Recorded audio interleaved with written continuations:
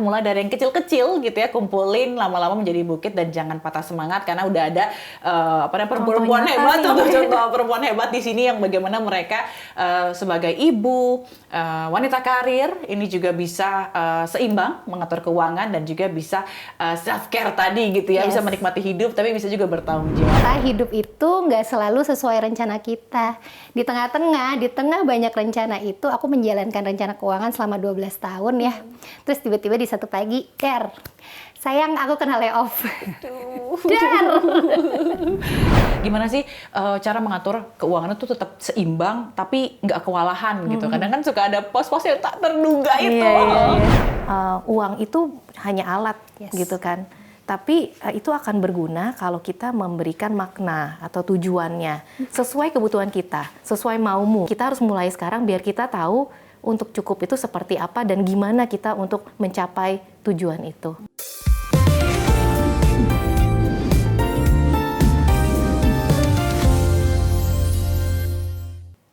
Halo ladies, welcome to Perspektif. Kali ini with me Fazila Hairunisa. Dan hari ini kita bakal bahas hal yang sebenarnya penting tapi sering banget kelewat, yaitu dimana sekarang kan kita lagi ngadepin hidup yang ditimpa masalah ekonomi, terus juga harga naik dan kadang hidup juga bisa berubah seketika gitu kan. Nah, sebagai perempuan kita nggak cuma dituntut untuk kuat tapi juga harus cerdas dalam merencanakan keuangan. Nah, supaya apapun yang terjadi kita bisa tetap berdiri tegak dan menjaga keseimbangan hidup. Nah, hari ini kita akan mendengar cerita tentang bagaimana bertahan di tengah badai kehidupan yang serba tidak pasti. Nah, untuk itu sudah hadir di studio Perspektif dua perempuan hebat ini yang bakal kasih banyak insight bermanfaat buat ladies. Langsung aja ini dia kita sapa Mbak Nadia Harsha, seorang certified financial planner yang siap berbagi pengalaman kepada ladies tentang bagaimana bertahan di tengah krisis kehidupan melalui perencanaan keuangan yang baik. Halo Mbak Nadia. Halo. Apa kabar? Kabar baik. Sehat ya? Sehat dong ya pasti tentunya sehat ya. badannya, sehat mentalnya, dan sehat dompet. Amin. Harus itu penting ya. Dan gak cuma Mbak Nadia, sudah hadir juga di studio kita, yaitu Mbak Irene Santoso, Head of Digital Lending Business Bank Jago, sekaligus ibu dari 2 anak. Apa kabar Mbak Irene? Baik, apa kabar Mbak Zila? Baik, senang banget ya. Nah, Mbak Irene ini juga akan banyak sekali kasih kita masukan gitu ya, nih soal bagaimana mengelola keuangan di keluarga, terutama di saat-saat sulit dan tak terduga, yang pastinya bakal relate banget nih dengan para ladies di rumah. Seru banget kita bahas keuangan ya hari ini ya. Oke, terima kasih Mbak-mbak sudah hadir loh di Perspektif hari ini ya. Ya ampun, kita akan membahas salah satunya mengenai perempuan multiperan yang tentunya kayaknya relate banget sama kehidupan perempuan sekarang gitu ya, karena banyak banget pasti perempuan-perempuan di luar sana yang menjalankan peran sebagai ibu, wanita karir, dan juga harus pintar-pintar ngatur duit, bener gitu ya mbak-mbak gitu ya. Tapi sebelum kita ngobrol lebih jauh, kita pengen tanya dulu nih gitu ya ceritanya Mbak Nadia. Mbak Nadia gimana sekarang, lagi sibuk apa nih sekarang nih? Aku adalah seorang ibu dari satu orang anak perempuan usia 11 tahun. Selain itu aku juga adalah seorang perencana keuangan yang suka bikin konten dan rutin kasih tips biar banyak teman-teman perempuan, ibu tergerak untuk action. Makin pede jadi menteri keuangan buat diri sendiri dan buat keluarga. Gitu cita-citanya ya. Benar, menteri keuangan buat keluarga ya. Yes, gitu. betul. Oke, mungkin kalau ladies juga banyak yang tahu ceritanya dari Mbak Nadia ini ya, bagaimana mereka atau keluarganya ini juggling dan juga bertahan putar otak untuk merencanakan keuangan supaya tetap aman di tengah ketidakpastian ekonomi ini gitu ya. Tapi kalau kita ngebahas soal perempuan multiperan nih Mbak Nadia gitu ya, menurut Mbak Nadia itu menggambarkan sosok seperti apa sih? Apa itu juga relate nggak sih sama Mbak Nadia? Oh, relate banget. Jadi kalau ngomongin perempuan multiperan ya, aku membayangkannya adalah kita seorang perempuan dengan berbagai macam topi yang beda-beda. Pagi-pagi dia pakai topi jadi ibu, repot ngurusin keluarga, ngurusin anak. Wah, ini sarapannya udah belum, bekal sekolahnya belum. Panjang banget. Siang dia bisa berubah jadi profesional, ngadepin pekerjaan, ngadepin deadline. Mukanya tetap lempeng, padahal kepalanya isinya badai gitu ya. Gitu. Nah, sampai rumah dia balik lagi jadi pasangan, jadi kembali jadi yang menyatukan keluarga di meja makan gitu. Jadi menurut aku perempuan tuh hebat banget karena dia bisa jadi penyeimbang. Di satu sisi dia mesti tetap lembut, di sisi lain dia mesti strong. Tapi ya itu tadi, itu sebenarnya bukan hal yang suatu hal yang terpaksa. Jadi memang kayaknya kita terlatih untuk melakukan itu semua. Jadi menurut aku banyak banget perempuan yang perannya keren banget gitu. Dengar Mbak Nadia aja udah langsung relate nih. Kita nggak mau tepuk tangan ya sih buat diri sendiri. Buat para perempuan yang menjalankan multi peran ini gitu ya. Kita kalau kita pikir-pikir juga hampir semua perempuan sekarang menjalankan itu gitu ya. Tapi mungkin beda-beda kekuatan lo tadi kata Mbak Nadia, apapun jungkir baliknya gitu ya, kita tetap harus kelihatan strong dalam menghadapi dunia yang saat ini gitu ya. Tapi apa yang paling kalau dengar ceritanya dari Mbak Nadia, apa yang paling berubah gitu ya, maksudnya dalam hidup Mbak Nadia beberapa waktu terakhir, terutama nih harus beradaptasi dengan kondisi baru yang kita tahu di awal 2024 ya Mbak ya gitu, benar-benar mengalami perubahan drastis. Jadi kalau aku bisa cerita ya, kayaknya hidup itu kan selalu beradaptasi gitu. Nah, aku tuh adalah seorang perencana keuangan. Semuanya direncanain dong gitu. Proses kecil-kecil juga kecil-kecil direncanain dong. Jadi kayak nanti tahun segini kita akan perlu bayar sekolah anak. Tahun segini kita kayaknya cita-citanya DP rumah ya gitu. Tahun segini mudah-mudahan bisa ya kita udah hidup lebih enak, ada budget lebih untuk misalnya travel kemana gitu. Nah ternyata hidup itu nggak selalu sesuai rencana kita. Di tengah banyak rencana itu, aku menjalankan rencana keuangan selama 12 tahun ya. Terus tiba-tiba di satu pagi, sayang aku kena layoff. Itu pas tahu tuh langsung. Jadi gitu. Ya, jadi selama ini aku adalah tipikal orang yang sangat rigid gitu ya, benar-benar tipe yang sebisa mungkin everything is in control gitu. Tapi ketika ketemu itu, jadi sadar bahwa nggak semua hal dalam hidup bisa kita kontrol. Jadi waktu itu sih menghela napas dulu. Gitu. Jadi aku tuh selalu bilang ya ke audiensku, Mbak, hal paling penting dari mengatur keuangan adalah ada uangnya dulu gitu kan. Nah tiba-tiba sumber uangnya kok berhenti gitu. Jadi memang itu adalah satu hal yang lumayan bikin kami terguncang. Tapi bukan yang ya tentu saja rungsing, tentu saja cemas, tentu saja duh kok gini ya hidup gitu. Tapi memang harus ketemu jalan itu untuk jadi makin kuat lagi setiap harinya. Begitu. Tapi mungkin kalau boleh sharing gitu ya pada saat itu mungkin ada banyak juga yang mengalami tapi tidak semuanya mengalami gitu ya. Yang Mbak Nadia lakukan pada saat itu apa, ketika Mbak Nadia tadi bilang kan, kita kalau merencanakan keuangan ya harus ada uangnya dulu gitu kan. Itu apa yang hal mungkin ini juga kita tentu berharap ini tidak terjadi gitu ya, tapi apa yang mungkin bisa dilakukan ketika mendengar kabar itu, terus semuanya kan pasti jadi buyar rencana-rencana. Nah, apa yang bisa dilakukan untuk apa ya, ibaratnya bukan mitigasi ya, pertolongan pertama lah gitu. Pertolongan pertama kami saling puk-puk pundak dulu. Aku sama suami kayak ada-ada aja ya kejadian gitu. Nah untungnya jadi gini, kami menghadapinya dengan lumayan tenang. Aku bisa bilang lumayan tenang karena ini adalah buah dari komunikasi kami bertahun-tahun soal uang gitu. Jadi kami adalah tipikal pasangan yang terbuka, nggak ada uang aku, nggak ada uang kamu, adanya uang kita gitu. Nah jadi saat itu yang kita lakukan adalah cari tahu dulu, berhenti nih income-nya. Kita cari tahu kita berapa lama akan bisa bertahan dengan tabungan yang kita punya gitu. Yang pertama itu, yang kedua adalah kita bikin simulasi kalau datangnya kebetulan rezekinya baru dari aku aja, dari dia lagi berhenti gitu. Gimana sih cara kita bertahan dengan simulasi satu income itu gitu. Nah, tentu saja prosesnya sangat painful. Sekarang udah bisa ketawa, kemarin sih nangis ya. Karena mana dia ketawa jadi kita juga gimana ya, jadi ikut ketawa ya, padahal ngebayanginnya tuh gimana gitu ya. Ngebayanginnya kalau kita yang ngalamin gimana gitu ya. Jadi memang waktu itu yang pertama kali aku lakukan adalah aku kasih semangat dulu ke suamiku. It's okay, nggak apa-apa. kita kehilangan gaji tapi nggak kehilangan rezeki gitu. Amin. Gitu ya. Amin. Kita kehilangan gaji tapi nggak kehilangan rezeki. Yuk kita cari tahu kita bisa bertahannya gimana gitu. Ngobrolnya pakai nada dengan berusaha ditenang-tenangin, nggak ada panik, nggak ada tuntutan.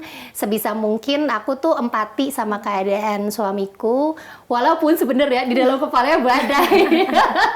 Aduh nanti gimana nih, anak gimana nih ya, kayak aduh hidup ke depan gimana gitu-gitu ya. Ya Allah. Di dalam kepalanya badai gitu. Jadi ya udah waktu itu sih kita ngobrolnya mencoba tenang dulu, mencoba cari tahu sambil suamiku untuk ya udah deh, we will find out gitu. Nextnya gimana? Walaupun ternyata nggak gampang juga gitu. In this ekonomi nyari income baru tuh nggak gampang gitu. Gitu ya. Tapi yang penting, nah kalau kita lihat gitu ya, Mbak Irin tadi ceritanya dari Mbak Nadia untuk merasakan aman itu sebenarnya bukan datang dari situasi. Jadi sebenarnya kalau tadi Mbak Nadia bilang sebenarnya udah ada tabungan pun belum tentu bisa merasa aman juga gitu kan. Berarti bagaimana kita bisa mempersiapkan diri ketika musibah itu datang gitu ya. Dan mungkin salah satu bentuk kasih sayang terbesar ke diri sendiri juga adalah bagaimana cara kita mengelola keuangan ini dengan baik gitu ya. Mungkin kita sekarang mau dengar dari Mbak Irin kali ya, perspektifnya dari Mbak Irin gitu ya, seorang yang berkecimpung di keuangan begitu, dan juga sekaligus seorang ibu dari 2 anak gitu kan. Ini gimana sih menciptakan ruang aman dalam hidup lewat perencanaan keuangan yang realistis dan bermakna gitu, Mbak Irin? Iya. Jadi kalau kita ngomongin rasa aman gitu ya, buat aku tuh bukan cuma sekedar berapa uang yang kita punya gitu. Sebenarnya rasa aman itu tuh mau berapapun uang yang kita punya tuh bisa kita ciptakan. Nah, caranya gimana? Nah, kalau rasa aman kan kita sebenarnya ketenangan hati ya. Gitu kan, peace of mind gitu. Nah, caranya adalah kita punya proyeksi yang realistis gitu, dan make something yang tadinya kita out of our control jadi within our control kan gitu ya. Caranya gimana? Tadi Mbak Nadia udah bilang kan, langsung tuh pas lagi ada suatu kejadian langsung perencanaannya diulang lagi gitu kan. Sebenarnya itu kan supaya tahu kita tuh punya uang berapa sih, kebutuhan kita di masa depan itu berapa, dan uang yang kita punya ini bisa kita gunakan untuk kebutuhan yang mana dan larinya kemana. Jadi kalau kita sudah punya view itu ya, jadi ketenangan hatinya akan datang dengan sendirinya. Nggak cuma dengan berapa banyak, tapi uang ini mau kita gunakan untuk apa. Nah, itu yang memberikan rasa aman sih, kalau itu point of view aku ya. Berarti penataan ulang begitu ya. Jadi direncanain lagi, yang penting sesuai dengan kebutuhannya. Betul. Begitu ya. Tapi kalau dari sisi pribadi sendiri Mbak Irin gitu ya, sebagai perempuan yang bekerja juga gitu kan, seorang ibu juga gitu kan, punya tanggung jawab banyak lah. Gimana sih cara mengatur keuangan itu tetap seimbang tapi nggak kewalahan gitu. Kadang kan suka ada pos-pos yang tak terduga itu. Gimana tuh, Mbak? Kuncinya tuh kalau buat aku adalah simplifikasi dan otomatisasi. Karena kan kita sebagai perempuan yang tadi multi peran ya, kita tuh tuntutannya banyak banget ya. Nah, kita mencari menjadi sumber penghasilan juga. Kita jadi seorang istri juga, seorang ibu juga gitu. Jadi waktu sangat berharga. Kita masih mau punya waktu untuk kita spend time sama suami, sama anak-anak, dan juga teman-teman. Jangan lupa loh, ya kan? Buat me time kita ya. Betul. Jadi dengan kondisi seperti itu, kita butuh alat, kita butuh tools yang bisa kita gunakan supaya hal-hal yang tadinya itu berat dilakukan jadi lebih simple. Nah, salah satunya nih sejak punya Jago gitu ya, saya pengguna Jago juga nih walaupun kerja di Jago. Alokasi uang itu sendiri tuh menjadi lebih gampang. Jadi kalau uang itu kan sebenarnya itu kan alat ya, itu bukan tujuan. Nah, dari uang itu kita harus memberikan makna, kita harus berikan tujuan. Jadi sehingga uang itu jadi berarti buat kita. Nah, caranya gimana? Begitu kita gajian, biasanya yang saya lakukan adalah saya langsung alokasi uang-uang itu di tujuannya masing-masing. Nah, ini sebenarnya kita terinspirasi nih Mbak Zila dan Mbak Nadia dengan perempuan-perempuan zaman dulu yang merupakan CFO di rumahnya ya, Menteri Keuangan ya. Pakai amplop-amplop itu ya, Betul. Mbak. Zaman dulu ya, benar ya.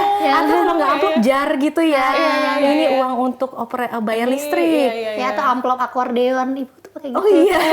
Jadi satu amplop terus ada sekat-sekatnya. Betul. Yang plastik itu ya, jadi dimasukin gitu ya. Oke. Iya, Tapi nah, ini datang dengan versi yang lebih modern gitu ya. Modern, karena kan kita hidup di dunia digital sekarang ya. Iya, betul. Nah, jadi ini inspirasi untuk Jago, untuk buat namanya kantong-kantong. Kita bilangnya kantong Jago. Jadi kalau dulu tuh punya punya rekening bank tuh cuma satu ya di Iya. Kalau sekarang kita bisa punya banyak. Nah, kita sebutnya kantong biar nggak terlalu formal ya. Nah, jadi tuh aku tuh punya kantong tuh satu untuk operational rumah tangga. Terus aku punya satu kantong untuk pribadi, untuk my self reward, gitu, self care ya. Terus aku juga punya kantong untuk masing-masing anak aku yang 2 itu, karena mereka udah mulai diajarin cara menabung. Jadi kita bisa taruh fotonya, gitu kan, kita namain gitu ya. Dan juga aku punya kantong tabungan dan dana darurat yang aku share sama suami aku. Nah, kita bilangnya shared pocket. Maksudnya gimana sih? Nah, aku jadi kayak bendaharanya. Aku punya kantong, aku share sama suamiku. Jadi dia itu bisa lihat kita tuh punya dana daruratnya tuh berapa sih sekarang. Terus kontribusi masing-masing, karena kita kan masing-masing punya penghasilan ya. Ya tentunya kita maunya dua-duanya berkontribusi, jangan berat sebelah. Biar adil gitu iya, ya. betul. Kita bisa lihat kontribusi saya berapa, suami saya berapa. Dan kita juga nggak perlu lagi untuk tiap kali tuh menghitung ulang ataupun saling menanyakan, itu nggak perlu karena kita bisa langsung Udah bisa lihat. lihat sendiri. Betul. Jadi kita lebih transparan juga, nggak ada yang saling kayak kok kamu begini, kamu pakai buat apa nih, itu nggak ada gitu ya. Nah, jadi hal-hal ini tuh bikin kita tuh hidup kita lebih simple dan uang yang kita hasilkan itu jadi punya tujuan dan punya makna ya, gitu Mbak Zila. Jadi ini bisa sharing juga gitu ya Mbak ya, satu akun ini gitu atau tapi kalau kita ngelihat mungkin buat orang yang belum terbiasa untuk memilah-milah pemasukan atau pendapatan seperti itu, seberapa efektif sih Mbak untuk kantong-kantong Bank Jago ini untuk tentunya kita perempuan-perempuan yang bekerja dan harus ini ke keluarga juga gitu ya. Iya. Jadi kalau kita ngomong uang kan tentu selalu kita mungkin tidak pernah puas ya. Tapi kalau kita langsung alokasikan ke tujuan dan kebutuhan dulu dan tujuan hidup kita seperti apa, kita jadi bisa melihat ternyata cukup ya. Kita jadi bisa lebih bersyukur ya gitu kan. Masing-masing tuh kita punya tanggung jawab as a parents, as a wife gitu kan. Itu jadinya udah bisa terpenuhi. Kita udah bisa ngeliat, oh ternyata ini bisa cukup loh. Yang ini juga bisa gitu. Jadi kita merasa kita in control tapi it's enough. Kalau bagi aku. Dan itu bisa disesuaikan sama kebutuhan kita juga. Misalnya kantong-kantong itu nggak, misalnya kita biasanya normalnya kita cuma butuh 3 kantong atau 4 kantong, tapi ini bisa disesuaikan sama kebutuhan kita. Iya. Oh, jadi lebih mudah berarti ya. Nggak tahu, mungkin Mbak Nadia punya berapa kantong nih? Aku punya terakhir tuh 16. Wow, heavy, jago hidup. Iya, jadi terakhir 16. Jadi sebenarnya itu juga yang jadi penyelamat Mbak ketika keuangannya lagi goyang. Kan jadinya kita punya resources yang lebih terbatas ya. Yang tadinya income-nya 2 jadi tinggal 1. Jadi si income 1 ini dengan sebagian dana darurat yang kita pakai, itu tuh harus dalam 1 bulan gimana caranya dialokasikan semaksimal mungkin gitu.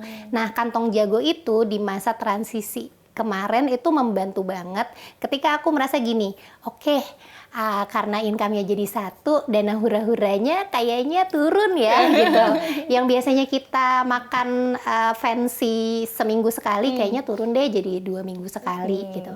Nah, kantong jago itu, jadi uang untuk makan yang lucu-lucuan di mall ini, aku simpen di kantong jago, misalnya dalam 1 bulan budgetnya 500.000 gitu. Nah, di tengah bulan, wah kok saldonya tinggal 300 ya gitu. Itu membantu jadi, jadi kayaknya harus dikurangin, harus direm dikit deh bagian makan-makan fancy-nya. Nah, jadi sebenarnya dari kantong itu akan switching ke behavior kita ketika perlu berhemat atau udah boleh ngegas gitu. Itu ngebantu banget versi jadi itu aku juga ya. ngebantu untuk mengontrol ini kita sendiri juga ya. gitu ya. Benar, Karena kan kita ngebantu suka hilaf ya, udah deh nggak apa-apa, berkedok self reward ya bayarin ya. Oh, masih ada saldonya, gas aja gitu ya. Aku butuh self reward nih biar lebih semangat gitu kan. Tiba-tiba ambil gitu. Tapi ini ngebantu, tapi ini untuk ngebantu untuk itu ya. Yes, jadi akan diturunkan ke behaviornya. Aku tuh lumayan jadi punya rem sih ketika melihat saldo di situ gitu. Sebenarnya kan saldonya tuh ada dalam gelundungan besar, uangnya masih banyak. Tapi kalau dilihat-lihat lagi, ya ampun dalam bulan ini tuh baru tanggal 5, kok udah tinggal segini ya. Jadi harus agak direm dikit biar bertahan sampai akhir bulan gitu. Itu menarik ya ternyata ya. Tentu perempuan ini memang harus pintar-pintar ya mengatur ya biar semuanya aman gitu sampai akhir bulan. Karena kan mungkin banyak permasalahan yang tiba-tiba dari tengah bulan habis utang apa segala macam. Nah, itu mungkin salah satu bentuk apa dampak dari komunikasi yang tidak efektif juga gitu dengan pasangan. Nah, kalau Mbak Nadia gimana sih mengkomunikasikan dengan pasangan soal keuangan, baik perencanaan keuangan, terus juga tadi kalau Mbak Irin kan harus adil, kontribusinya dia berapa, kontribusi kita berapa, gitu itu gimana biar tidak ada adu jotos gitu Adu ibaratnya. jotos, benar. Jadi salah satu yang lumayan challenging dalam karir perencanaan keuangan saya juga Mbak, selain menata keuangan pribadi saya dan suami adalah menerima klien-klien yang punya masalah komunikasi dengan pasangan. Kita tuh kalau misalnya ketemu sama teman-teman yang misalnya gini, aku udah semangat banget ngatur uang, aku udah semangat banget hemat, aku udah semangat banget nabung berdasarkan semua tujuan. Tapi suamiku cuek banget. Dikit banyak yang ngalamin Sampai ya. aku nggak peduli gitu. Terus aku kayak puk-puk sabar ya gitu. Sabar ya. Nah, jadi sebenarnya challenge untuk punya komunikasi dan terbuka soal uang itu tuh menurut aku ada banget gitu. Itu bukan hal, itu harus divalidasi bahwa setiap orang tuh punya challenge itu. Karena kan kita dibesarkan dari dua keluarga yang berbeda ya. Jadi dia dibesarkannya gimana, value-nya soal uang gimana, saya gimana soal uangnya beda gitu. Jadi dia tipe yang kayak contohnya adalah dia tipenya yang spender banget. Ya nggak apa-apa selama uangnya ada habiskan gitu. Sementara saya adalah tipe yang saver banget. Akhirnya ketika ketemu dalam satu pernikahan isinya berantem aja kalau ngomongin uang gitu. Kok kamu gini sih? Nah, jadi waktu itu saya berusaha untuk terbuka soal uang pakai data. Nah, karena kan kalau ngomong, ih kamu kok boros banget sih, yang kemarin udah habis aja uangnya. Itu kan jadinya memicu pertengkaran dan perang badar ya. Benar. Nah, jadi saya biasanya sodorin data. Jadi data dari bank digital tuh sangat membantu Mbak. Jadi kan kita kelihatannya dalam satu bulan spendingnya apa aja, Berapa, ya. udah jadi chartnya. Betul. Jreng betul. gitu Itu kan. langsung otomatis tuh. Langsung otomatis. Data itu saya sampaikan ke beliau. Nih lihat deh, biaya untuk anak kamu sekolah, les, segini loh gitu. Jadi aku nggak boros gitu. Jadi anak kamu memang harus dibiayai gitu. Biaya untuk ke pasar, supermarket, ini isi bensin habisnya segini gitu. Nah, dengan data itu kita jadinya bisa evaluasi gitu. Kalau memang ternyata nafkahnya masih kurang ya. Oh, ternyata bagian sini perlu di-adjust ya gitu. Oh, ternyata kalau kita pergi rame-rame sekeluarga di bagian sini agak bengkak, kayaknya kita kurangin deh. Nah, dengan data itu komunikasi uangnya jadi lebih gampang. Gitu. Jadi kalau nggak pakai data itu memang isinya akan berantem aja. Tapi kalau dulu kayaknya pakai spreadsheet ya, Nah, yang harus iya, di-update spreadsheet, manual. Itu ribet banget. Iya. Jadi kalau ini masih pakai udah- spreadsheet itu jadi ribet ya. Kalau ini udah otomatis gitu, jadi udah di-recap, terus bisa langsung buat diskusi. Oke, itu memudahkan banget ya sebenarnya gitu Yes, ya. iya. Apalagi tadi soal yang suami, kalau misalnya suami udah dikasih gaji, kok duitnya habis? Itu dia tadi data itu yang kita iya, tunjukin ya. berikan gitu ya. gitu. Bapak pikir uang ini habis kemana gitu ya. Berarti nggak tahu sebenarnya indis ekonomi itu apa-apa mahal ya benar ya. Tapi kalau Mbak Irin, kalau misalnya tadi kan Mbak Irin bilang kita soal bagaimana menyimpan atau mengatur keuangan dengan rasa aman begitu ya, khususnya di bank digital itu, dan ada kantong-kantong yang membantu kita untuk mengontrol pengeluaran gitu. Mungkin bisa kasih tips bagaimana kita sebenarnya nggak harus nunggu mapan dulu untuk kita bisa mengontrol itu gitu kan. Tapi bagaimana dengan dana yang ada kita bisa mengontrol agar kedepannya ya kita beneran bisa jadi mapan gitu dan keuangan, perencanaan keuangan kita bisa berhasil. Tadi ngelanjutin yang dari Mbak Nadia juga soal dana darurat ya, which is penting banget ya. Kan kita hidup dalam banyak ketidakpastian nih ya. Nah, jadi kita tuh kalau pikir dana darurat harusnya gimana ya? Harusnya mungkin orang beda-beda nih definisinya, tapi mungkin paling banyak adalah butuh 6 bulan kebutuhan ke depan tuh dipenuhi. Tapi kalau mikirin itu kok kayaknya berat banget ya. Gede banget kalau di total Aduh, gitu ya. Iya kan? Nah, tapi ini bukan, makanya ini bukan berapa cepat atau berapa uang yang bisa kita alokasikan, tapi kita mulai aja dulu, kita breakdown gitu ya. Jadi mulai misalnya nih, mulai aja dengan 1 juta dulu gitu. Saya perlu ngumpulin 1 juta dalam 2 bulan gitu. Nah, dengan kita bisa mengachieve gitu ya 1 juta ini yang sangat kecil ini, tapi nanti akan berasa ada sense of achievement. Yes. Kalau begitu kita punya sense of achievement, jadi berasanya lebih mudah dan ada motivasi. Oh, kayaknya bisa lebih banyak nih ke depannya. Nah, jadi mulai dulu yang paling penting. Terus dari situ akan kita pelan-pelan kita akan bisa lebih banyak lagi gitu ya, lebih fasih lagi gitu merencanakan. Nah, kalau misalnya tadi balik lagi kan jago kan kita punya kantong-kantong ya. Tadi juga, nah jadi sebenarnya di dalam kantong itu tuh sebenarnya ada kegunaan yang lainnya. Contohnya nih Mbak, jadi kita tuh punya kantong kan, kantong menabung dan kantong belanja. Kantong nabung, begitu kita taruh uangnya di kantong nabung, itu nggak bisa digunakan untuk belanja. Jadi bantuin kita juga nih, tadi yang impulsif mau belanja ini jadi kita nggak bisa curi-curi gitu ya. Nggak bisa, itu nggak bisa di-link sama kris ataupun debit card, nggak bisa. Jadi ada di situ. Nah, terus tadi contohnya misalnya aku mau targetin, aku mau ngumpulin 1 juta di 2 bulan ke depan. Aku bisa set target di kantong nabung itu. Jadi nanti akan mengambil dari kantong utama. Bantuin kita juga supaya kita lebih disiplin. Dan kalau misalnya mau lebih disiplin lagi, bisa kita kunci kantong nabungnya itu. Jadi benar-benar bantuin kita untuk punya self control yang lebih baik gitu kan. Tapi ya kita sendiri yang tetap kita yang kontrol itu ya, within our control. Jadi kita sendiri yang mengoperasikan itu. Gitu. Semoga dengan tools ini mempermudah dan juga menjadi lebih lebih punya arti ya. Ini bukan fitur yang kita sediakan cuma buat digunakan, tapi akhirnya tuh membantu tujuan hidup yang mau di achieve sama penggunanya gitu sih. Mungkin ini bagus ya soal menabung ini gitu. Tapi mungkin juga ada yang masih tergoda. Misalnya tadi yang disampaikan juga misalnya kok soal self reward ini gitu kan, kayak aduh gimana sih cara kita bertahan supaya nggak ganggu si pos-pos keuangan ini. Mungkin Bayran ada tipsnya nggak nih? Nah itu tadi kebanyakan kan sebenarnya sebagai perempuan kadang-kadang kita merasa guilty ya, punya budget untuk diri sendiri. Padahal itu bukan sesuatu yang egois loh. Itu sebenarnya tanggung jawab kita yang utama untuk diri kita sendiri. Agree. Benar ya Mbak Nadia? Supaya kita bisa merawat orang lain, kita harus merawat diri sendiri gitu ya. Jadi itu sebagai bentuk tanggung jawab terhadap diri sendiri juga. Nah kalau aku punya kantong yang tadi tuh untuk sendiri. Nah itu nanti mungkin teman-teman juga jangan overspending ya. Kita juga jangan overspending. Mungkin ada yang suka skincare gitu ya. Mungkin ada yang suka ke salon atau mungkin ada yang suka buat ketemu temennya, misalnya main trip, jalan-jalan atau main pedal kan butuh biaya juga atau ya. beli yang gantungan kunci yang Aku tuh namain kantong itu namanya kantong waras. kenapa? Biar aku waras.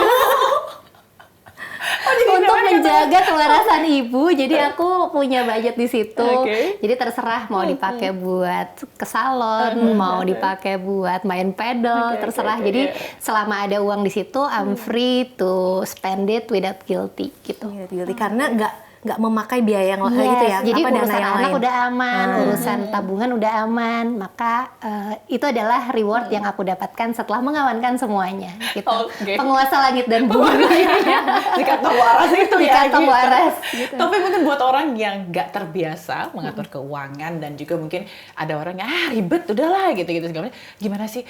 Mungkin Mbak Nadia bisa kasih tips bagaimana untuk memulainya, kecuali tadi kalau itu kan Mbak Yaren bilang buat dana darurat gitu ya, yang 1 juta dulu gitu. Tapi kalau untuk merencanakan sebuah keuangan khususnya di rumah tangga ataupun misalnya yang masih single gitu ya, buat dia sendiri tuh gimana sih mulainya? Menurut aku ya, mulai dengan kesadaran kita manusia maunya banyak, cita-citanya banyak, kebutuhannya banyak, tapi duitnya terbatas. Gitu. Jadi harus muncul mulai dengan kesadaran itu. Jadi ketika urusannya punya uang, kita harus sedemikian rupa mengatur uang ini. Ada yang boleh kita belanjakan, ada yang perlu kita tahan untuk kita di masa depan. Begitu. Itu konsep yang menurut aku kayaknya harus muncul dulu di kesadaran setiap orang. Nah, jadi setelah dari situ biasanya kita akan turun jadi budgeting. Budgetingnya tuh sebenarnya sederhana aja sih, dibagi-bagi. Gajinya 10 akan dibagi 20 buat nabung, 2 buat nabung, 5 buat biaya hidup, 3 buat urusan keluarga dan anak gitu. Jadi silakan di otak-atik sedemikian rupa. Yang paling penting kita muncul dengan kesadaran, oke, gaji aku 10, maka spending aku nggak boleh lebih dari 10. Nah, jadi itu ketika muncul kesadaran itu biasanya kita akan otomatis mencoba untuk bertahan dengan uang yang boleh kita spending. Nah, jadi as simple as bagi-bagi kayak gitu, tapi prakteknya ternyata nggak sesimpel itu loh. Bagaimana biar kita tuh bisa bertahan dan lebih mulus gitu ke depannya? Nah, jadi aku tuh ngerasain banget masa dimana aku merencanakan punya budget jajan misalnya 10 harus bertahan dalam 1 bulan. At the end of the month itu jadinya 18. Aduh. Jauh banget Jauh ya. banget ya. At the end of the month jadi 18. Nah, sebenarnya itu harus ada kesadarannya dulu. Spendingnya udah berapa? Nah, biasanya saya saranin adalah coba catat semua duit yang udah keluar, manual aja dulu gitu.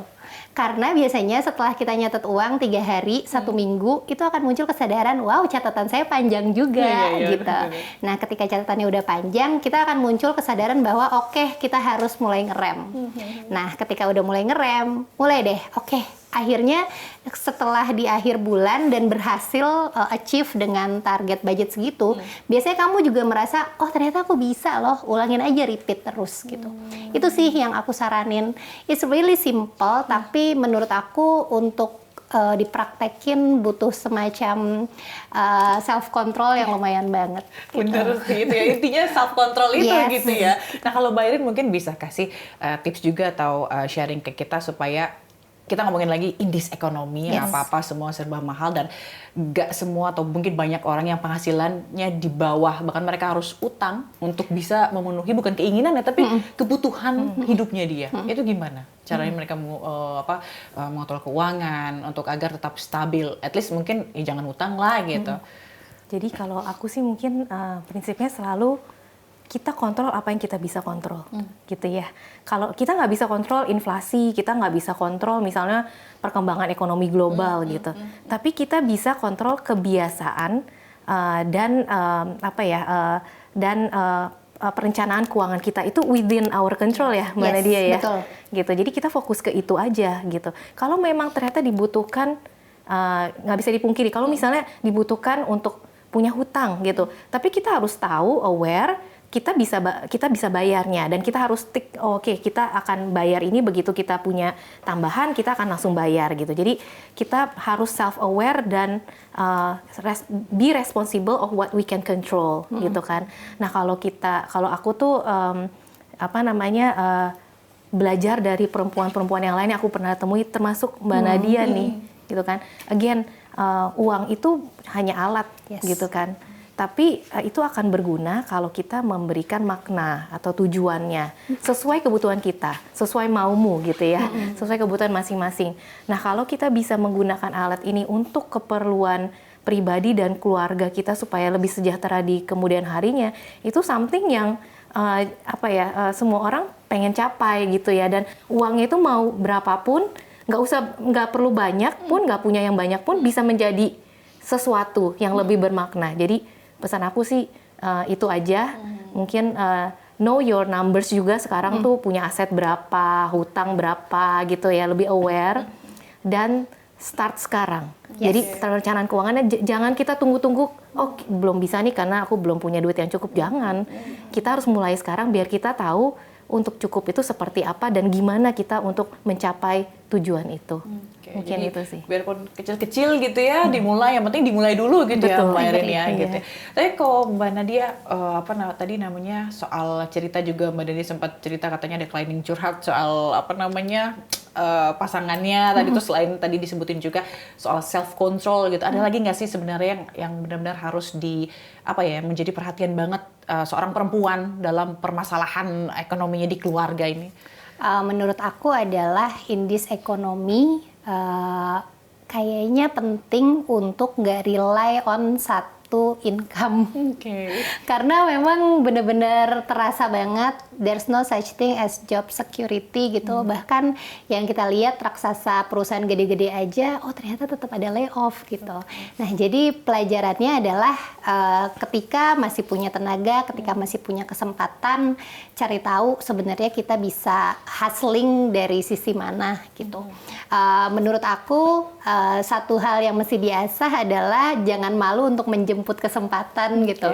Jadi aku ngelihat banget perjuangan suamiku mengetuk semua pintu rezeki yang dia bisa usahakan, kontak kolega-kolega yang sekiranya bisa diajak kerjasama gitu.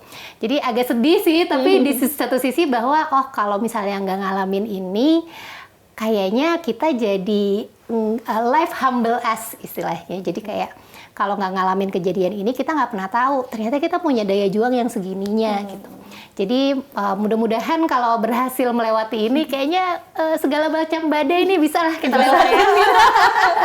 Karena udah pengalamannya jadi kayaknya badai-badai yang lain gitu, bukan Badai-badai kehidupan yang lain jadinya gini aja, rintik-rintik ya, bukan badai lagi. Badai lagi, jadi kayak udah kena gini badai jadi aja. kayak gerimis doang gitu ya. Gitu. Jadi yang mau aku sampaikan adalah teman-teman sekiranya masih punya kesempatan, sekiranya masih punya tenaga, cobain deh explore hal-hal yang selama ini kamu pikirin doang gitu. Ternyata bisa loh kita cari uang pakai cara ini gitu. Oke. Tapi mungkin ada orang mungkin pesan juga gitu ya buat orang yang ngalamin hal yang sama, misalnya sekarang suaminya amit-amit baru ini juga gitu. Selain tadi udah dijelasin juga kan sama Mbak Nadia soal kita ngulang hitung ulang apa segala macam, tapi apa yang benar-benar perlu dipersiapin dari sekarang selain dana darurat ini yang benar-benar ini jadi pegangan gitu. Jadi kalau itu terjadi ya udah itu tadi badainya pelan-pelan nggak terlalu gede lagi gitu. Sebenarnya lagi-lagi ya dana darurat tuh nggak mesti nunggu untuk kita dapat kejadian dulu ya. Jadi aku selalu bilang bahwa hari sial tuh nggak ada di kalender. Jadi ya udah be prepare aja dengan apa yang akan kita hadapi dalam hidup, dan lagi-lagi itu bukan di luar dari kontrol kita. Jadi selain dana darurat, mungkin teman-teman yang jadi audiensku di Instagram itu kayak kupingnya udah berdarah sih setiap aku menyebut dana darurat gitu ya. Kenapa sih dana darurat terus? Karena emang aku bisa membuktikan bahwa ternyata dana darurat tuh bukan teori gitu. Memang benar-benar membantu banget di situasi yang unexpected kayak gitu. Yang kedua adalah yang mau aku sampaikan adalah berusahalah dulu sebisa mungkin jangan sampai kita hidup dan konsumsi dari utang, karena itu bahaya banget. Gitu. Jadi mungkin teman-teman ada yang dalam fase udah mentok banget nggak tahu gimana, akhirnya udah deh dia nggak coba cara lain dulu, dia langsung shortcut ambil utang. Nah itu aku mewanti-wanti hati-hati sekali ya, karena konsekuensi dari pinjaman yang mudah adalah bunga yang sangat tinggi yang bisa jadi memberatkan kamu di masa depan gitu.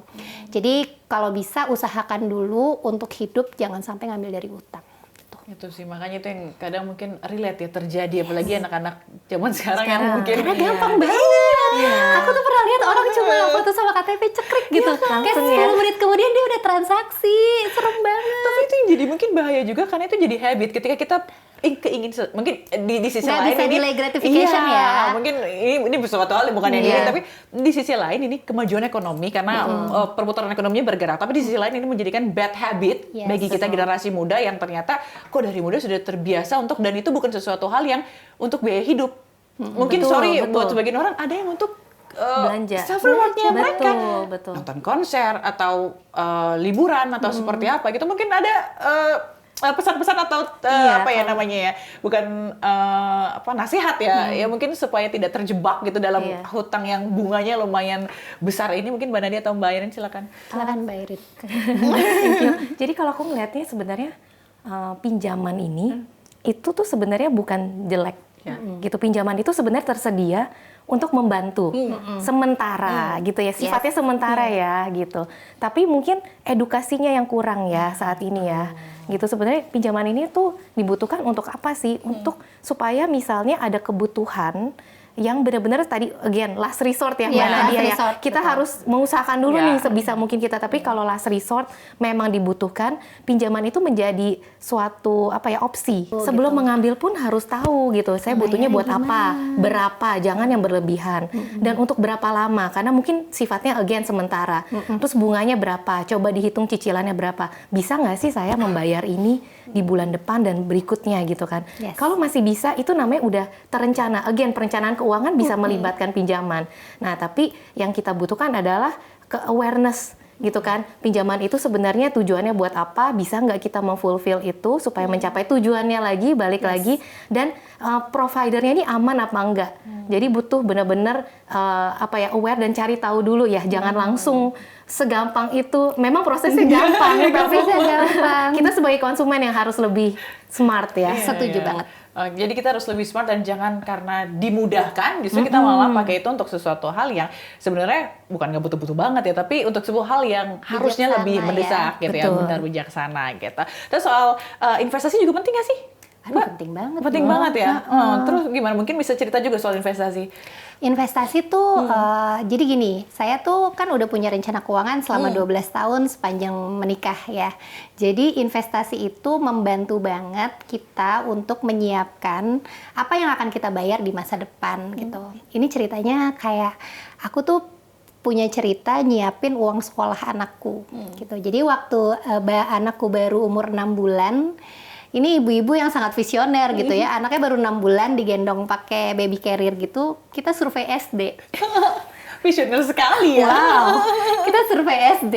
Jadi petugas di SD-nya tuh bertanya gini, halo ibu, ini untuk kakaknya ya? Kakaknya usia berapa gitu? Enggak, buat anak saya yang ini. Gitu. Jadi umur 6 bulan anaknya udah diajak survei SD. Waktu itu aku melongo banget sih dengan biaya uang sekolah. Kaget gitu, hah?